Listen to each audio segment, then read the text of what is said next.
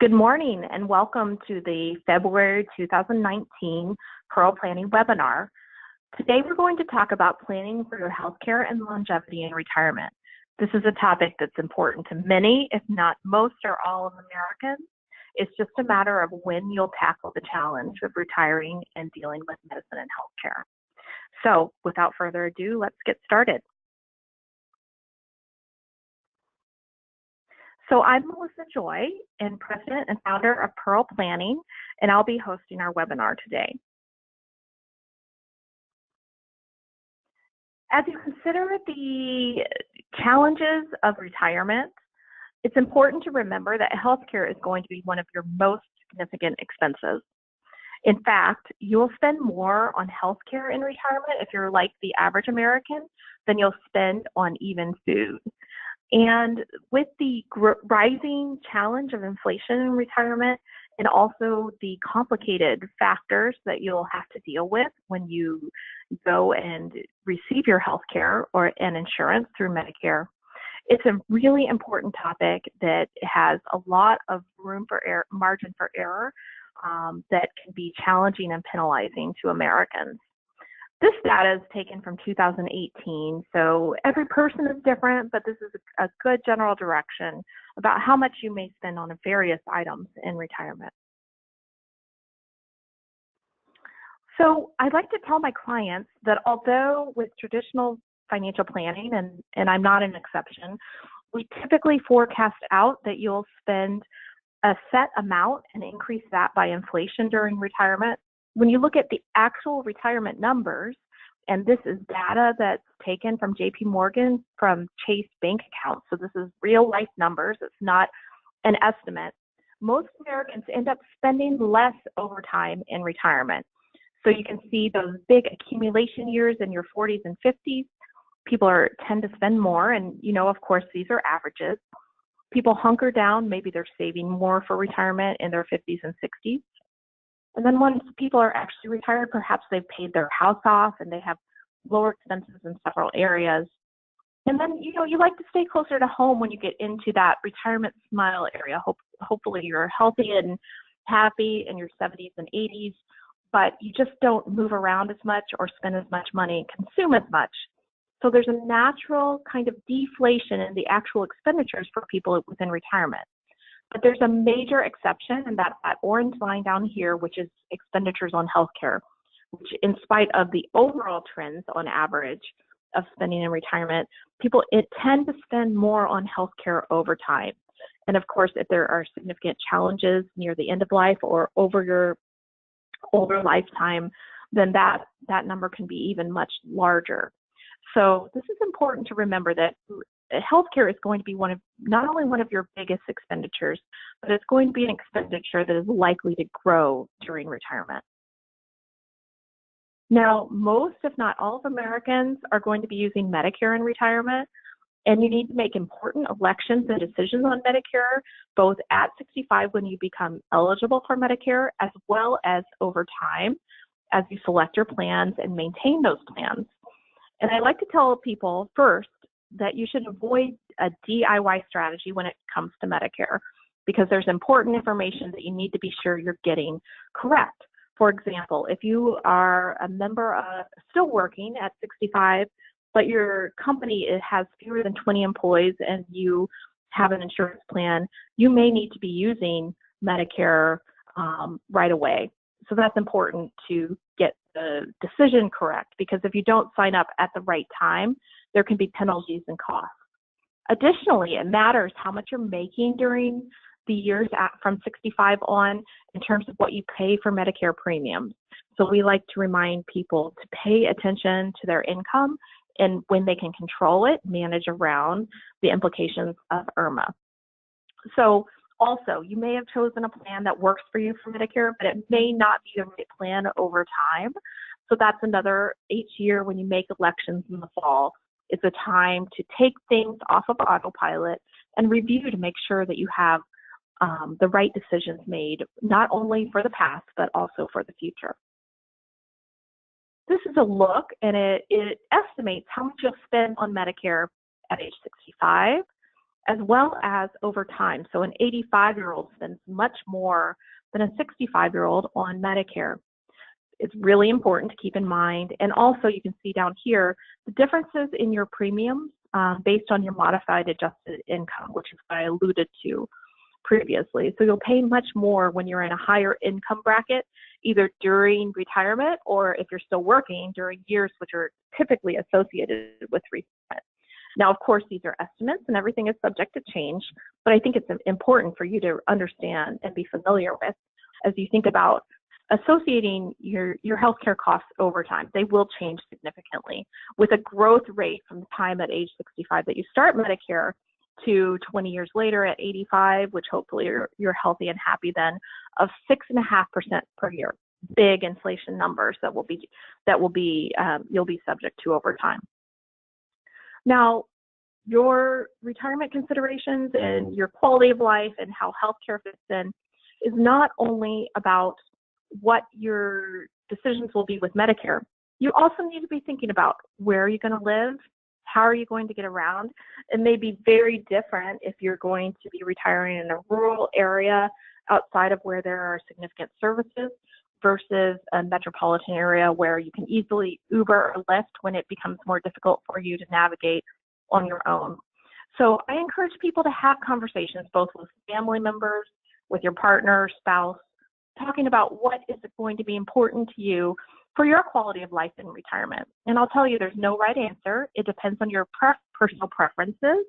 But I strongly encourage people to think about this at a time when they have full control and don't have to make difficult decisions. It's much more challenging if you haven't made a plan and then something goes wrong where you're not able to make decisions for yourself. Now, another topic in this presentation is, and it goes hand in hand with healthcare and medical decisions, is longevity.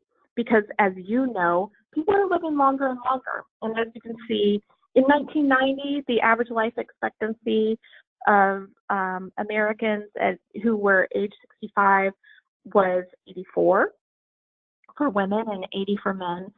But by 2016, that had grown by a year and a half to 85.7 for women, and men are catching up to women, 83.2 for men. So that's a full 3 years additional life expectancy. And when you average it out, it's a growth of 2.5 years over about 25 years or a quarter century. That's a big deal. And for those of us who are younger, you know, those numbers are going to continue to extend out. Unfortunately, there's not an even distribution for life expectancy and longevity. Interestingly, if you have higher wealth, you also typically have better wellness and life expectancy. So you might add years to that subset if you're someone like our clients who typically have accumulated wealth over the years. So definitely something to consider, that when I'm doing a financial plan, I at least at a minimum, unless requested for longer, assume that my clients are going to both be living to age 95. So that's a long time, and it could even be longer. As you can see right now, couples, 1% of or 4% of couples have at least one member who lives to 100 years old, and we expect those numbers to continue to increase over time. Longevity can be a big threat to the success of a retirement plan, but it's something that can be helped with planning and discussion, which is certainly something we incorporate into our financial planning discussions. So another trend that we're seeing is that more and more Americans want to and end up living within their homes as they age, regardless of their healthcare circumstances. And this starts with a strong preference to stay in their home. 87% of adults age 65 plus want to stay in their current home. Really important, first starting with preferences. And that's a question, and it's actually helpful because if you are able to stay in your home, there's less cost to paying for in-home healthcare oftentimes than there is for full skilled care nursing facilities. Not everyone has that choice, but here you can see some national averages. And I am able, upon a request, to show you averages based on your municipality or locality for what typically you end up paying on average for different types of services. So you can see If you need someone to come in your house and help out and work a significant period of time, that can start at $48,000, and it's around $50,000 for a home health care aide. That can go all the way up to more than $100,000 for skilled private room nursing care. So there's a huge range, and your planning in advance and conversation with family can make a big difference in terms of your housing picture. Nowadays, you may choose to live independently in the house that you've always been accustomed to. It may be that you would prefer to live in an active retirement community that has a progression where you can be fully independent, as well as progress over to assisted living if necessary, or skilled nursing care. There's also, of course, assisted living facilities and skilled care facilities. So there's a lot of different types of decisions, and many Americans may make that choice, or financial planning clients may make that choice in their 50s, 60s, or 70s in terms of making an adjustment to either a more livable home without stairs or more accessibility, or moving to a continuing care retirement community that has a very active lifestyle, but also options if one or both of a couple or an individual needs additional care. Now, as you progress to home health care, assisted living, and nursing care, long-term care comes into play. So this is the cost associated with those types of care. And over the years, over the last 30 or 40 years, long-term care insurance has been available. It's changed significantly over time, and frankly, that's because so many of the people who purchased that type of insurance needed to use the resources of their insurance policies. So traditional long-term care policies are a little bit skimpier than they used to be, and there are also different types of policies. I call the original policies kind of bucket strategies with a significant sum of money that's available for long-term care if needed. More recently, there are strategies that are more linked to life insurance or annuity options, and of course these are complex and would require an individual discussion on any of them. And then some Americans, particularly if they either are unable to afford long-term care insurance within their current financial circumstances, or have a big amount of wealth or a personal preference to kind of paying their own way, may choose to self-insure. The bottom line is it's an important topic to evaluate based on your personal needs and circumstances. Everybody's different, and it may make a difference whether you have kind of a partner, or whether you have a partner who's able to go along the journey with you to help out, versus being single or having your partner or spouse significantly older than you, so that there is an anticipation that you would have these needs without someone helping to make decisions. Now, another group that I think it is critical to discuss, we've talked about Medicare, which starts at age 65, and of course the needs of Americans as they age and may have long-term care needs.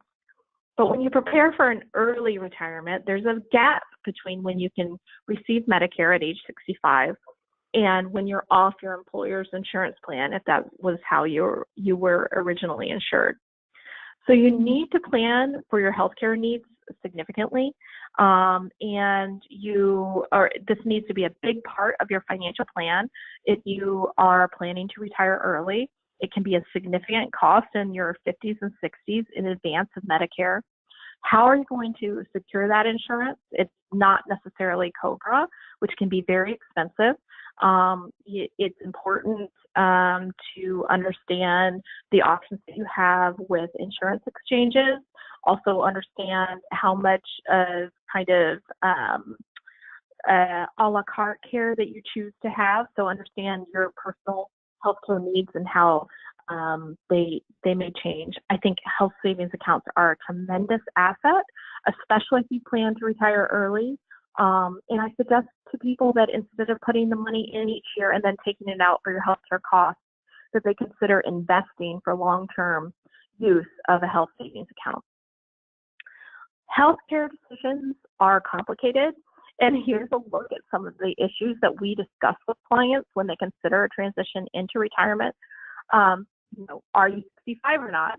So then we would go either the Medicare route, or we need to find another way to get health insurance when you're retired.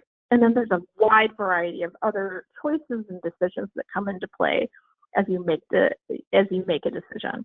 This is just a little kind of thought map to see how we go about making those decisions, and just showing you just how complicated it can be to know how you'll be insured in an early retirement.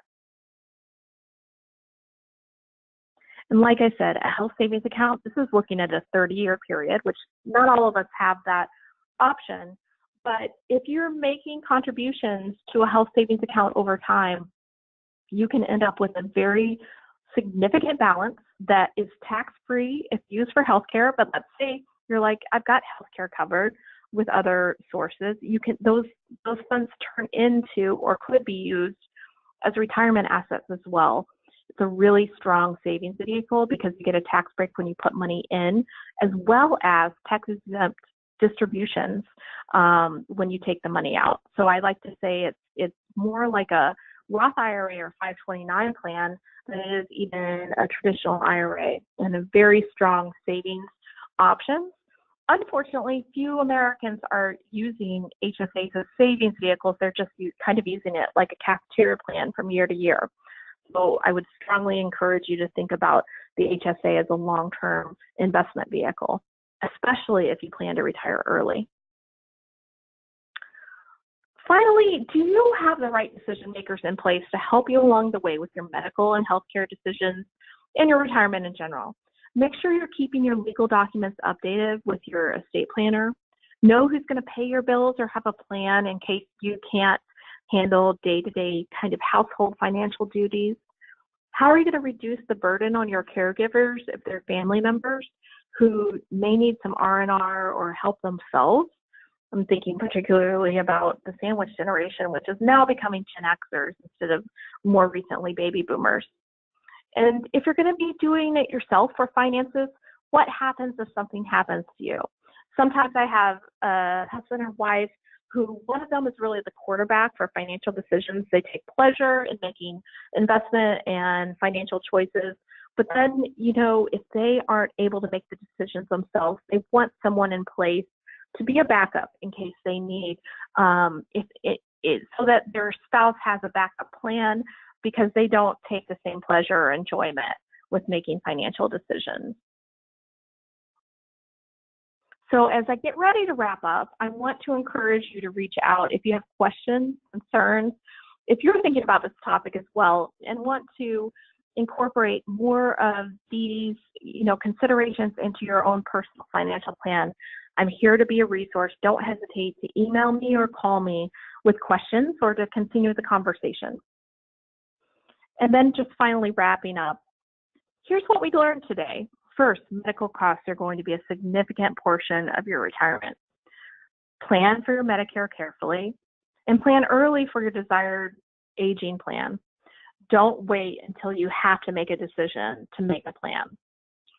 Americans are living longer, and you need to incorporate that into your financial considerations. Long-term care is something that is constantly evolving over the years. And be prepared if you plan to retire early to tackle your healthcare insurance decisions. And finally, make sure you've updated your legal documents so that you've included the people that will be able to help you as you age in retirement with your medical decisions. So with that, we're always here to educate and inform. I appreciate your time in listening to our presentation, and have a great day.